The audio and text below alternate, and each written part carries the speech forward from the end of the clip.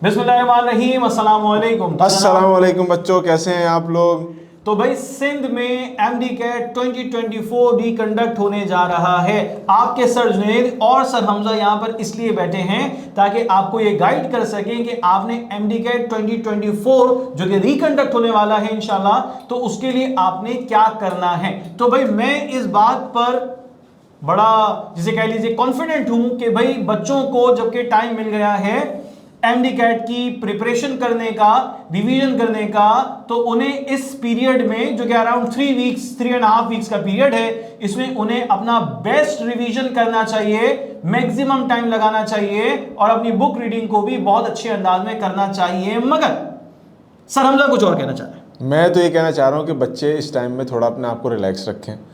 3-4 हफ्तों का जो अल्टीमेटम दिया गया है कोर्ट की तरफ से कि उसके दौरान ही कंडक्ट करा ली जाए या 3-4 हफ्तों के बाद कंडक्ट कराया जाए, तो इस दौरान बहुत सारी रूमर्स क्रिएट होंगी, बहुत सारे लोग मार्केट में आएंगे एक नई नई कहानियाँ लेके। तो उन कहानियों पे कान धरने से बेहतर यह है कि बच्चे जिस तरह से भी रिलैक्स रहें, नमाज रोज़ा करें और अल्लाह से दुआ करें कि उनका पेपर आसान है। अब पेपर आसान मुश्किल आने का तो एक अलग का फैसला होता है, तो बाद में पता चलेगा। लेकिन चूंकि आपकी प्रिपरेशन हो चुकी है तो आपको फर्दर प्रिपरेशन की ज़रूरत नहीं है, प्रैक्टिस करना चाहें तो कर सकते हैं। अच्छा भाई, मैं ये समझता हूँ, मैं सर हमजा की बात से कुछ हद तक इख्तलाफ रखता हूँ, और वो इख्तलाफ इस बुनियाद पे है कि भाई जब अगर किसी बच्चे ने बोले मुझे इख्तलाफ मैं आपको भी देख के बोल सकता हूँ, मेरा आपसे इख्तलाफ है इस बात पे कि जनाब जब आपने अपनी प्रिपरेशन की और कहीं ना कहीं कोई कमी बेशी आपकी रह गई तैयारी में, अगर से क्योंकि कमी बेशी रह गई है, तो जाहिर सी बात है कि आपको ये जो पीरियड मिल गया, टाइम का मुद्दत मिल गई है, उसमें आपने उस कमी बेशी को दूर करना है। हो सकता है फिजिक्स के कुछ टॉपिक्स हों जिसकी आप और अच्छी प्रैक्टिस और अच्छी लर्निंग कर लें, न्यूमेरिकल्स हैं जिसको आपने देखा कि यार ये न्यूमेरिकल्स तो आ ही नहीं रहे इतने टाइम से, तो न्यूमेरिकल्स की प्रैक्टिस ना करें, मगर पहला वाला टेस्ट हो गया, अब जब दोबारा टेस्ट होने जा रहे हैं तो हो सकता है कि भाई फिजिक्स के न्यूमेरिकल्स मैटर करें, आपके जो रिलेवेंट टॉपिक्स हैं तो उनकी आपने बेस्ट तैयारी करनी चाहिए। केमिस्ट्री है, कैसी केमिस्ट्री में आपके पास बुक की लाइन चंद एक आ गई, चलो ठीक है, अभी पेपर में हल्का आ गया काम, मगर अब जबकि पेपर में technical questions, application based question जरा ज्यादा आ गए, तो भाई आपने ना सिर्फ उसकी प्रैक्टिस करनी है बल्कि कुछ टाइम आपको थोड़ा निकालना होगा, कुछ चीजें इजाफी तौर पर आप सीख लें, उनकी प्रैक्टिस कर लें ताकि आप अच्छे स्कोर कर सकें। तो भाई ये तो रिकंडक्ट हो रहा है, मेरा पॉइंट ऑफ व्यू है कि अगर पेपर रिकंडक्ट हो रहा है इसका मतलब बच्चे पेपर पहले दे चुके हैं, तो बच्चों को बार बार ये बात ना बताई जाए कि भाई आप इस टॉपिक की भी कर लो, इस टॉपिक की कर लो। बिल्कुल ऐसे ही जैसे बच्चा एग्जाम की प्रिपरेशन करके एग्जामिनेशन सेंटर पे जाता है और उसके दोस्त बोलते हैं यार तुमने फलां टॉपिक की तैयारी की है, वो बोलता है नहीं मैंने तो नहीं की, फिर कोई दूसरा आके उसको कोई दूसरा टॉपिक बताता है, कोई तीसरा आके तीसरा टॉपिक बताता है, इससे बच्चा और कंफ्यूज हो जाता है। तो मेरा पॉइंट ऑफ व्यू है कि बच्चे ने जितनी तैयारी की है वो उससे पेपर दे चुका है, इसका मतलब है उसकी प्रिपरेशन कंप्लीट थी तभी तो उसने पेपर दिया। और कोई बच्चा ऐसा नहीं होगा इसने हाफ हार्टेडली पेपर दिया हो, तो सबने पूरी प्रैक्टिस के बाद, पूरी तैयारी के बाद पेपर दिया है, इसका मतलब है उनकी प्रिपरेशन ऑलमोस्ट डन है। वो सिर्फ थोड़ा बहुत अपनी चीज़ों को रिवाइज कर लें या प्रैक्टिस कर लें, कुछ नया ना करें, क्योंकि नया करने के चक्कर में क्या होता है कन्फ्यूजन और बढ़ती है, फिर उसके दिमाग में आता है यार ये भी रह गया था, यार ये भी रह गया था, यार ये भी रह गया था, यार कोई नया इदारा जो है वो टेस्टिंग सिस्टम हमारी टेस्ट कंडक्ट करवा रहा है तो पता नहीं वो पेपर कैसा देगा। जो भी पेपर आएगा वो आपके टॉपिक्स में से ही आएगा, आपके सिलेबस में से ही आएगा, उसी तरह का आएगा जैसे आप पहले दे चुके हैं, आपके पास पास पेपर्स मौजूद हैं, आपके पास इस साल का पेपर मौजूद है। तो मेरे हिसाब से इतना ज़्यादा बच्चों को अपने दिमाग में इतनी हाइप क्रिएट नहीं करनी चाहिए कि इतना मुश्किल पेपर होगा और हम क्या करेंगे, हो है वाली सिचुएशन नहीं क्रिएट करें। रिलैक्स रहें। 3 हफ्तों में से 4 हफ्ते अगर हैं डेजिग्नेटेड टाइम, उसमें 3 हफ्ते अगर रिलैक्स भी करेंगे, चलो 2 हफ्ते रिलैक्स भी करेंगे, 2 हफ्ते में आप प्रैक्टिस करके अपनी थोड़ा थोड़ा करके चीज़ों को वापस रिवाइज कर सकते हैं। That's my point of view. भाई मैं ये कह रहा हूँ कि अगर एक बच्चा है, स्टूडेंट है, मैं मिसाल दे रहा हूँ, किसी स्टूडेंट को मैं पॉइंट आउट नहीं कर रहा यहाँ पे, एक स्टूडेंट है, फॉर एग्जांपल स्टूडेंट ए है, उसने जनाब जो लास्ट अपना टेस्ट दिया है उससे पहले उसने तैयारी करने की भरपूर कोशिश की थी, मगर केमिस्ट्री में, फिजिक्स में या बायोलॉजी में या इंग्लिश में या लॉजिकल रीजनिंग में कुछ चीजें थी जिस पर उसने मेहनत नहीं की और इत्तेफाक था कि MD-CAT के टेस्ट में वो चीजें नहीं आई। तो क्या अगर वो बच्चा जिसने अपने सिलेबस के टॉपिक्स को कंप्लीट नहीं किया था, ठीक है जी, 75% किया था और पेपर में 75% जो सिलेबस ने कवर किया था टेस्ट उसी में से आ गया, और वो अब इस बात पर कॉन्फिडेंट होकर बैठ जाए कि मैंने सिलेबस का 75% पोर्शन कंप्लीट कर लिया था, बस मैं उसी का रिवीजन कर लेता हूं और जब दोबारा ये टेस्ट होने जा रहा है तो उसमें भी 75% से आएगा, तो मैं तो इस बात को बिल्कुल भी एक्सेप्ट नहीं कर सकता। आपके पास जो लिस्टेड सिलेबस है, आपके पास जो PMDC का एक क्यूरिकुलम है, उसमें जो तमाम टॉपिक्स हैं, उसके जो सब टॉपिक्स हैं, मैं समझता हूं कि आपने उसे अपने प्रोविंस की यानी सिंध की किताब के जरिए से बेहतरीन बनाना चाहिए।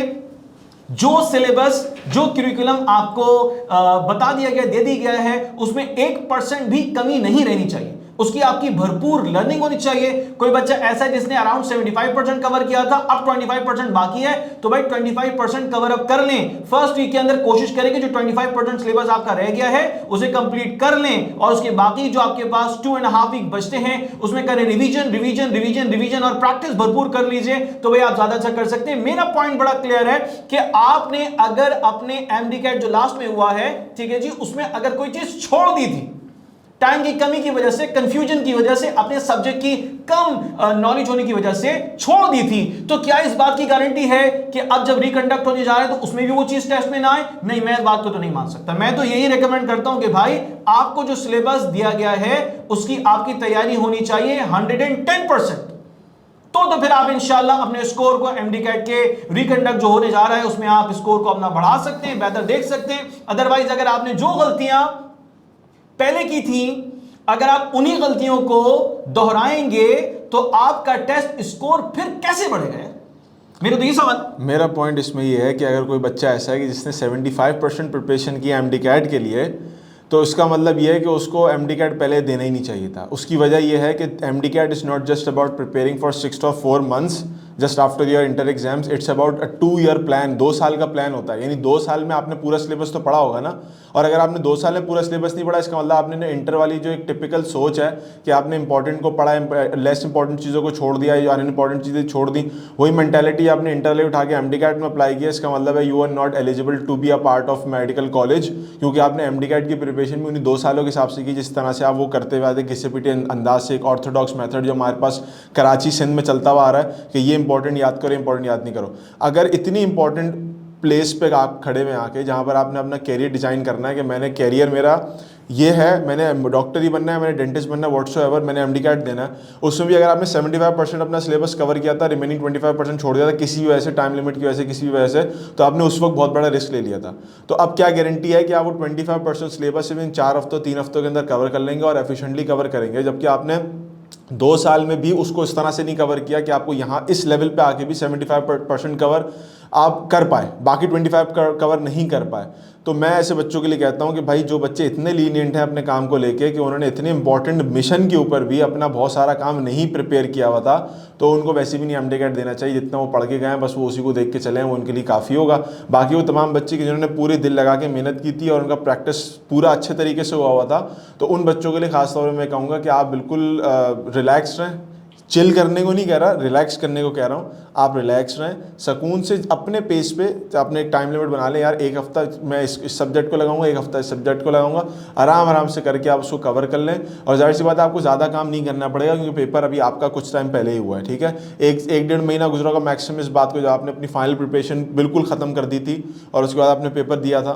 तो मेरे हिसाब से तो इतना बड़ा मसला नहीं है जितना बड़ा लोग बच्चे समझ रहे हैं। मुख्तलिफ ग्रुप्स के ऊपर हम लोग देख रहे हैं, आपने भी देखा होगा कि बच्चे शोर मचा रहे हैं, अब हम क्या करें, अब ये करें, अब तैयारी कैसी होगी। भाई कैसी नहीं होगी, कर चुके हैं तैयारी आप, you are just revising it. एक इवेंट था, बारिश की वजह से पोस्टपोन हो गया, 2 दिन आगे चला गया है वो, ठीक है। तो बारिश की वजह से वो जो इवेंट पोस्टपोन हुआ, आपने इवेंट की तैयारी पूरी की हुई थी, you just sees all that stuff. 2 दिन बाद आप उसको दोबारा वैसे ही चलाएंगे। आप नई चीज़ों को पैक करके नहीं रख दिया था, आपने चीज़ें रखी हुई थी वैसे ही, आपने सिर्फ उसको जारी करना है 2 दिन के बाद। तो वही वाला मेथड है। तैयारी आपकी हो चुकी थी, टेस्ट भी दे चुके हैं आप, बस आपने उसको दोबारा से एक नज़र देखना है and that's it, you will be good to go. देखिए मैं इस बात पे जो है ना वो इस बात पे जोर दूंगा कि देखिए आपने जब पहला टेस्ट दिया था तो पहले टेस्ट से पहले आपके ऊपर बड़ा प्रेशर था जिंदगी में। पहला आप एमडीकैट का टेस्ट देने जा रहे थे और आपने अपनी तैयारी भी की थी, ठीक है। वो तैयारी 100% नहीं हो सकी, आपका सिलेबस 100% कवर अप नहीं हो सका, 80% आपने कर लिया, 75% कर लिया, और आप उसके प्रेशर के साथ अपनी तैयारी लेकर अपने एग्जामिनेशन हॉल में गए और आपने अपने एग्जामिनेशन हॉल में टेस्ट दिया और आपका स्कोर आ गया जनाब 160, 170 या 175, ठीक है, मिसाल के तौर पे। तो अब जब आपको हमारे निजाम की नाअहली के सबब एक दूसरा मौका मिलने जा रहा है एमडीकैट देने का, तो भाई आपकी तरजीह में ये बात होनी चाहिए, प्रायोरिटी में बात होनी चाहिए कि जो आपने एमडीकैट 1 से पहले गलती कर दी, अब गलती ना दोहराए।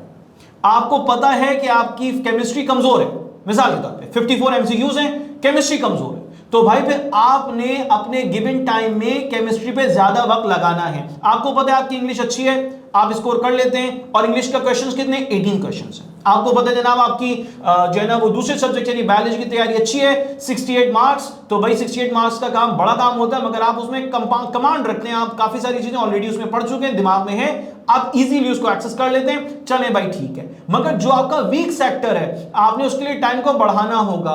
ये करके खुश मत हो जाना कि मेरी केमिस्ट्री बायोलॉजी अच्छी है तो मैंने बायोलॉजी के 10 एमसीक्यूज या 20 एमसीक्यूज अटेम्प्ट कर लिए, देखो 20 में से 20 आ रहे हैं, वाह भाई वाह जबरदस्त। ओ भाई जहां आपकी कमजोरी आपको पता है, टीचर्स आपका रिजल्ट देख रहे हैं, ओवरऑल रिजल्ट देख रहे हैं, पेरेंट्स भी सब लोग आपका ओवरऑल रिजल्ट देख रहे हैं कि भाई 200 एमसीक्यूज में से आपके टोटल जो सही हुए वो 167 है या 170 है।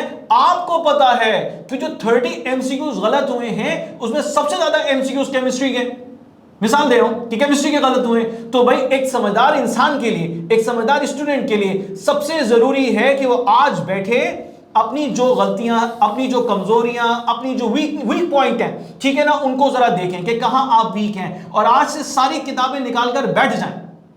इंतजार मत करें कल का, आज किताबें निकालें, आज इन किताबों को खोलें, आज अपना रिवीजन का पूरा प्लान लेकर चलें, और इस रिवीजन से पहले थोड़ा वक्त निकाल लीजिए अपने उस सब्जेक्ट के लिए, अपने उस चैप्टर के लिए, अपने उस कॉन्सेप्ट के लिए जिसमें आप कमजोर हैं, उसको जरा गो थ्रू कर लीजिए, and then definitely you will have ample time, भरपूर वक्त होगा आपके पास कि आप अपने हर सब्जेक्ट की, हर एक टेक्स्ट बुक की रिवीजन, जो आपकी टेक्स्ट बुक की रीडिंग होती है, क्वालिटी रीडिंग होती है, वो भी आप 2 से 3 बार कर लें।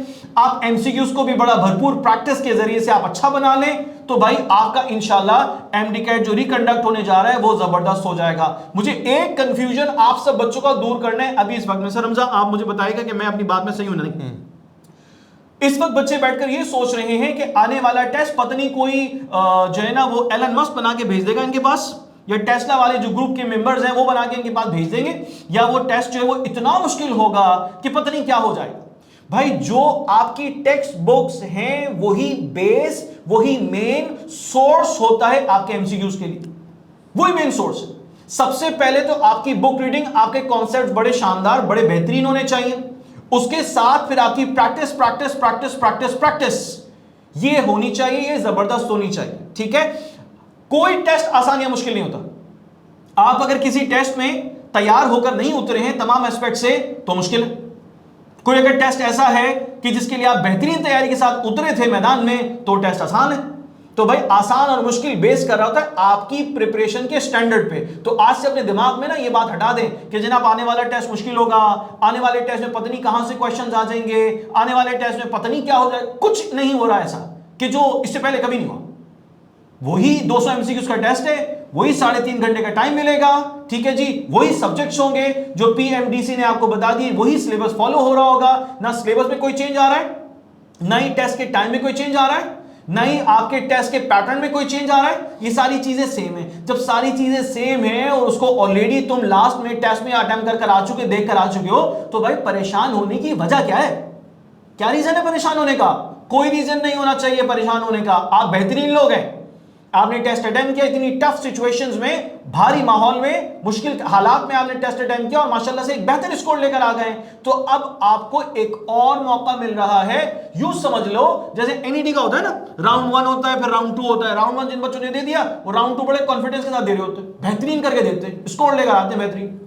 तो भाई अब आपको एक और मौका मिल रहा है जिसमें आप अपने आप को समेट लीजिए, असेंबल कर लीजिए, पूरी जान लगा दीजिए रिवीजन में, और र्यूमर से, फजूल किस्म की खबरों से, फजूल किस्म की मालूमात से जरा अपने आप को दूर रख लीजिए। भाई मैं इस रिकंडक्ट की अनाउंसमेंट से पहले से चीखता आ रहा हूं कि भाई हर एक बच्चा, समझदार बच्चा, पढ़ने वाला बच्चा रिवीजन शुरू कर ले, रिवाइज करना शुरू कर दे। उस वक्त भी 10,000 बच्चे बैठ के सवाल कर रहे थे कि भाई सर होगा या नहीं होगा। अरे भाई कोर्ट में हियरिंग हो रही है तो कोर्ट बताएगा ना कि होगा या नहीं होगा। मैं और आप कौन बता सकता था? मगर जरूरी बात यह थी कि भाई आपका रिवीजन प्लान एक्टिवेट हो चुका हो। बहुत सारे बच्चों ने मुझसे कहा, मैं जब इनफैक्ट एक वीडियो के कमेंट्स देख रहा तो बहुत सारे बच्चों ने कहा सर हमसे पढ़ा ही नहीं जा रहा, हमारा दिल ही नहीं हो रहा, हमारा दिल नहीं चाह रहा। अब दिल चाह रहा है? अब तो दिल चाह रहा होगा। इसका मैं जवाब चाहना चाहिए। इसका मैं एक जवाब देता हूँ। सबसे पहले तो 3 बातें सर की बातों से मैंने निकाली। पहली चीज़ है करेक्शन कर दूं कि मैं ये नहीं कह रहा कि किताबें बंद पड़ी हैं तो उसको खोलो नहीं, खोलो, लेकिन अपने पेज पे खोलो। दूसरी बात, अभी पाकिस्तान का किसके साथ मैच था क्रिकेट का? मैं इंग्लैंड के क्रिकेट साथ। देखता, इंग्लैंड के साथ। पाकिस्तान जीता हार गया? भाई बेहतरीन जीत गया, टेस्ट में क्या तबाही मचाई है दो स्पिनर्स ने, ओहो हो। ओके, अगर इंग्लैंड इस वक्त यहाँ बोले कि यार मुझे अपने वीकनेस की एवेल्युएशन करने का मौका नहीं मिला था, दोबारा एक और खेल लेते हैं, ऐसे गली मोहल्लों में करते हैं कि एक बार दोबारा मैच कर लेते हैं, तो क्या इस बात को वो एक्सेप्ट करेगा? बोलेंगे नहीं, अगली सीरीज होगी तो हम करेंगे। इसका मतलब ये है कि वो बच्चे जो ये सोच के बैठे थे कि यार अभी हमारी वीकनेस है, अब वो सोच रहे हैं कि यार हमारी वीकनेस है, ये है, फलाना है, और इस मौके को इस्तेमाल करते हुए समझ रहे हैं कि जो रिकंडक्ट है उसके अंदर अपनी वीकनेसेस को बेहतर कर लेंगे। ठीक है, बेहतर कर लेंगे, लेकिन एक बात याद रखिएगा कि जब भी कोई कैरियर डिफाइनिंग आपकी ज़िंदगी में टेस्ट आता है ना, तो उसमें आप सारी चीज़ें दिमाग में लेके उतरते हैं कि भाई मेरी वीकनेस है ना, तो मुझे पहले से पता होगी कि मेरी वीकनेस है। गेम हारने या जीतने के बाद आप ये नहीं कहते कि जी ऐसा हो गया था, मैं ऐसा कर लेता। वो कहते हैं कि लड़ाई के बाद जो मुक्का याद आता है ना, वो अपने मुंह पे मार लेना चाहिए था कि मुझे ऐसे मुक्का मार देता मैं उसको, या मैं ऐसी बॉल कराया था, वो आप खुद ही अपने मुंह पे मार लें।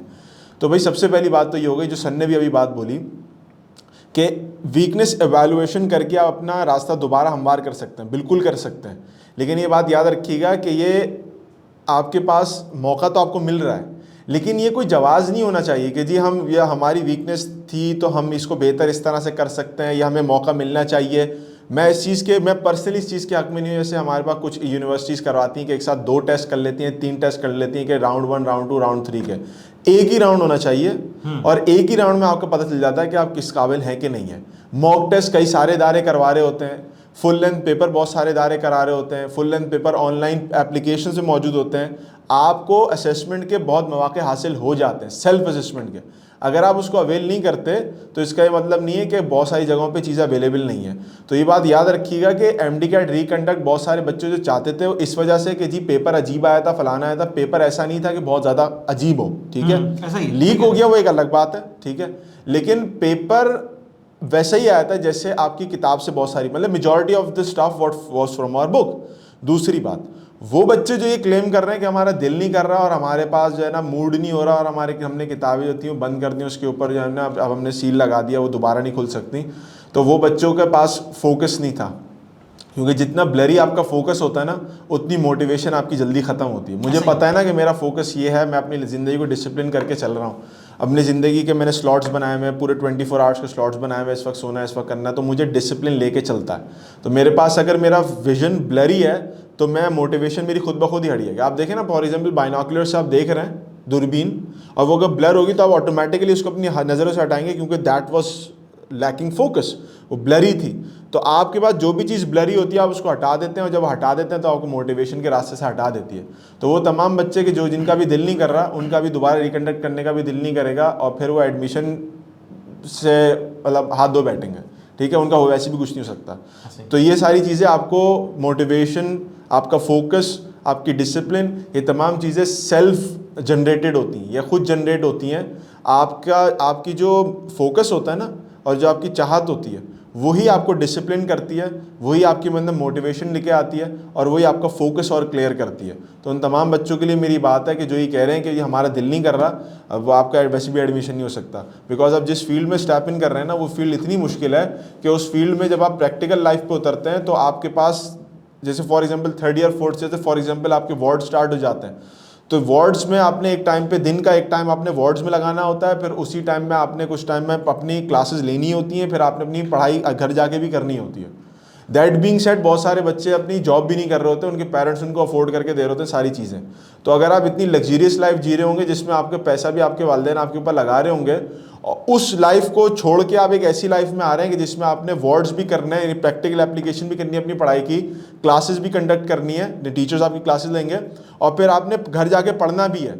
और कुछ बच्चे फॉर एग्जांपल अगर उसमें कोई जॉब वॉब अपनी और जॉब छोटी मोटी कर रहे भी हैं, तो ये लाइफ आपने आगे जाके जीनी है। तो अभी अगर आपका ये वाला हाल है कि जी आपको मोटिवेशन नहीं मिल रही और आपका दिल नहीं कर रहा काम करने का, तो विथ सो मच, यानी तकलीफ से बात कह रहा हूँ, विद हैवी हार्ट, कि आप वैसे भी प्रैक्टिकल लाइफ में कुछ कर नहीं सकते। यानी मुश्किल बातें कर रहा हूँ मैं, लेकिन ये बातें हैं जो आपको पहले दिन से पता होनी चाहिए कि आगे जाके उन ऐसे बच्चों को कुछ नहीं होता। और अच्छी बात है उन बच्चों के लिए कि जो बच्चे मेहनत कर रहे हैं कि आपके लिए सीट्स निकल रही हैं, निकलेंगे आपके लिए, रास्ता निकलेगा। और इसमें एक और चीज़ है, कंपटीशन कम हो जाएगा। एक पर्सनालिटी है, नाम दुनिया सुनती है, दुनिया जानती है, पहले नहीं जानती थी, जब एक ऐसा काम उसने करके दिखाया है जो कि दुनिया कहती थी हो ही नहीं सकता, तो काम जब करके दिखाया तो दुनिया ने उसको जाना। और उसके बाद फिर million and trillion of dollars की इन्वेस्टमेंट उसके उस प्लान में होती है। ठीक है, एलन मस्क नाम है, उससे कहा गया कि जनाब आप हमें हमारे फ्यूचर गोल्स के लिए मोटिवेट करें। आप कैसे मोटिवेटेड, सवाल यह था कि आप मोटिवेटेड कैसे रहते हैं, इतने बड़े बड़े काम करना चाहे आपने और इतनी बड़ी बड़ी नाकामी आपको मिली है, तो दरअसल आपको मोटिवेशन कहां से मिली? उससे ये सवाल 3 दफा किया, उसने तीनों दफा एक जवाब दिया। वो कहता है मोटिवेशन क्या होती है, क्या होती है मोटिवेशन, होती क्या है ये, मुझे तो नहीं समझ में आ रही आपकी बात। मोटिवेशन क्या है भाई? मैंने एक काम डिसाइड किया है, मैंने एक काम प्लान किया है, मैंने उस काम के लिए दिन रात सोचा है, तो मोटिवेशन अब किस बात की रह गई? वो तो काम करना है, वो तो काम हर हाल में मुझे करके दिखाना है, वो तो काम छोड़ने वाला काम बचा ही नहीं, बना ही नहीं। वो तो दिन है, रात है, सुबह है, शाम है, जैसा भी हाल है वो तो काम करके दिखाना है भाई। मोटिवेशन कुछ नहीं हो रही, ठीक है ना भाई। स्ट्रेट फॉरवर्ड डिसाइड करके बैठे थे एमबीबीएस के लिए, बीडीएस के लिए टेस्ट देंगे, टेस्ट ऐसा देंगे इंशाल्लाह दुनिया देखेगी, यही डिसाइडेड था ना, यही प्लान था ना। ये तो प्लान नहीं था लेस देन द बेस्ट आके दिखाएंगे, कोई ऐसा प्लान नहीं था। प्लान ये था बेहतरीन करके दिखाना। तो अब कोई बच्चा अगर मुझसे कहता है ना कि मोटिवेट कर दे, तो भाई मैं कहता हूं मोटिवेट किस बात पे करूं? तुमने अपने आप से रजामंदी का इजहार करते हुए प्लान कर लिया, प्लान को एग्जीक्यूट करने की बारी है, तो तुम कह रहे हो मोटिवेट करें। किस बात की मोटिवेशन भाई? डिसाइडेड है, बेस्ट टेस्ट देना है, बेस्ट प्रिपरेशन करके देना है, जबरदस्त काम करके लेकर आना है, यही बात आखिरी बात है। इसके अलावा और कोई मोटिवेशन नहीं होती भाई, साफ सी बात है। तो भाई आपने माशाल्लाह से अपना टाइम एंगेज किया है, 12 साल की स्टडीज हैं आपकी, जिसके बाद अब फाइनली आप एमबीबीएस या बीडीएस की सीट के लिए आप नॉमिनेट होने जा रहे हैं, या आपके लिए सीट रिजर्व होने जा रही है, और सिंध की बेहतरीन यूनिवर्सिटी, पाकिस्तान की बेहतरीन यूनिवर्सिटी में। ये बातें काफी हैं आपको याद दिलाने के लिए दैट हु यू आर। आप वो हैं जो हजारों लाखों बच्चों में चंद एक बच्चे चुने गए, जिन्होंने माशाल्लाह से इंटर में अच्छी परसेंटेज बना ली, और अभी एक जो टेस्ट हुआ था एमडीकैट का उसमें भी अच्छा काम कर लिया था। तो अब बचा क्या है? अब बचा सिर्फ ये है कि तैयारी कर लो, रिवीजन कर लो, प्रैक्टिस कर लो, जहन तैयार कर लो, और फाइनली जाके एमडीकैट जो रिकंडक्ट होने जा रहा है उसमें तुम अपना बेस्ट देकर आओ यार। दैट्स इट, इतनी सी स्टोरी। अब वो बच्चे जो अभी भी इस बात को शायद ना मुकम्मल समझ रहे हैं, ना काफी समझ रहे हैं, तो भाई उनके लिए फिर जिंदगी में दोबारा कभी मुकम्मल नहीं हो सकती, साफ सी बात। आपके पास 3.5 वीक्स है। अभी मैं बता देता हूं कि बच्चों की क्या ज़हनी हालत है।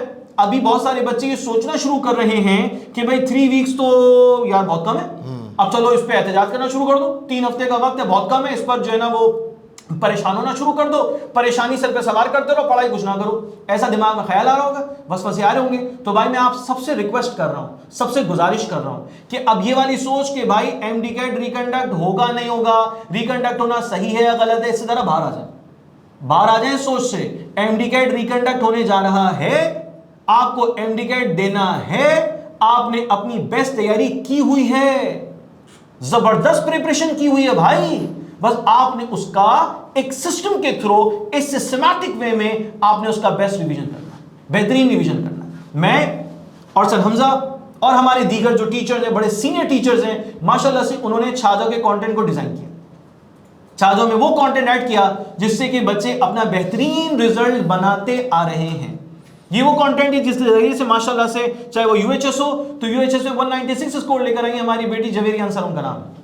ये वही कंटेंट है कि जिससे माशाल्लाह से सिंध में जो डीएचएस का टेस्ट हुआ, उस टेस्ट में माशाल्लाह से टॉप स्कोरर माशाल्लाह फिजा शहजाद रही हैं। ठीक है, करीना जिन्होंने माशाल्लाह से हमारे रिकॉर्डेड कोर्स को इस्तेमाल किया और हमारे प्रैक्टिस जोन को भरपूर इस्तेमाल किया, स्कॉलरशिप हासिल की थी उन्होंने, ये तमाम तर कंटेंट इस्तेमाल किया और माशाल्लाह से 195 around 195 I think so 195 exactly उन्होंने अपने स्कोर बना लिया। तो भाई ये वो कंटेंट है। आप में से बहुत सारे बच्चे सोचते हैं कि ये टीचर्स बैठे हैं छाजों के लोगों के साथ तो ये छाजों की तारीफें करेंगे। No, it's not right. ये वो कंटेंट है, चाहे वो रिकॉर्डेड लेक्चर्स की फॉर्म में हो, लाइव क्लासेस की फॉर्म में हो, या प्रैक्टिस जोन में मौजूद chapter test, grand test, mock test, past papers, इनकी फॉर्म में हो। भाई ये वो कंटेंट है जिसको इस्तेमाल करके बच्चे छा गए, बेहतरीन स्कोर बना लिया, जबरदस्त स्कोर बनाया है। तो भाई आप सब बच्चों को मैं कहता हूं टाइम लिमिटेड है, मुख्तसर सा वक्त है, इसमें आपकी जितनी अच्छी प्रैक्टिस हो गई, जितना अच्छा रिवीजन हो गया, यकीन करो तुम उतना अच्छा काम कर लोगे। बिल्कुल ऐसे ही। और मैं इस बात को एंडोर्स भी करवा लेता हूं सर से। सर आप मुझे बताइए कि आपने माशाल्लाह से छाजाओं का कंटेंट जो बायोलॉजी से रिलेटेड वो आपने डिजाइन किया, क्या आपने सिंध की टेक्स्ट बुक को बेस बनाया था एमसीक्यूज के लिए? बिल्कुल बनाया, बिल्कुल बेस बनाया, यानी हमने बुकिश क्वेश्चंस भी दिए हैं, हमने उसमें थीम भी रखी है कुछ क्वेश्चंस की, इवन के बुक लाइंस भी ऐड किए हैं कुछ एमसीक्यूज में, समटाइम्स कॉन्सेप्ट भी ऐड किए हैं। और सिर्फ यही नहीं, हमने उसको बेहतर बनाने के लिए ताकि बच्चे उसको एफिशिएंटली उससे फ़ायदा हासिल कर सकें, हमने कुछ कंटेंट ऐसे भी रखा है स्पेशल एमसीक्यूज वगैरह के अंदर कि वो दूसरे बोर्ड्स की जो बुक्स हैं, फेडरल बोर्ड हो गया, पंजाब बोर्ड हो गया, केपी के हो, उससे भी कुछ कॉन्सेप्ट जो उसकी कुछ एक्स्ट्रा बातें अपने सिंध बोर्ड के साथ मिला के उसमें डाली हुई हैं, ताकि बच्चे की कंप्लीट होलिस्टिक यानी प्रिपरेशन हो जाए, उसको किसी चीज़ की कमी फील ना हो। लेकिन बात वही है, रोने वाले बच्चे रोते रहेंगे, जिनको शिकायतें होंगी शिकायतें करते रहेंगे, जिनके पास एक्सक्यूज़ हैं वो एक्सक्यूज़ देते रहेंगे। वो तमाम बच्चे जो सिंसियर हैं अपने फ्यूचर को लेके, अपने कैरियर को लेके, वो इन तमाम लोगों को थोड़े दिन के लिए अपनी लाइफ से साइड पे कर दें। 3 हफ्ते बहुत होते हैं, 2 हफ्ते बहुत होते हैं। मैं तो बोल रहा था कल टेस्ट हो रहा था तब भी कोई मसला नहीं था। हाँ, क्योंकि आपको सिर्फ एक रात चाहिए रिवीजन के लिए, आप प्रिपरेशन करके बैठे हुए हैं।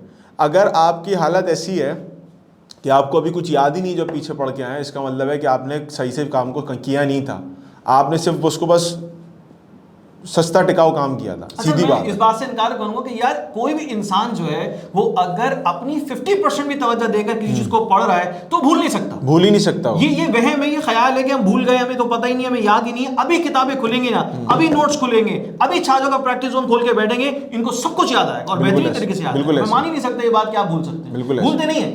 भूलना सिर्फ और सिर्फ 2 सूरतों में होता है, या तो हमारी याददाश्त खत्म हो गई टेम्परेरी बेसिस पे या लॉन्ग टर्म बेसिस पे, या फिर जो है वो हम एक होशो हवास खो जाना हमेशा के लिए, जिंदगी भर के लिए, यानी इंसान इंसेन हो गया, इंसान पागल हो गया, तब उसको याद नहीं कुछ।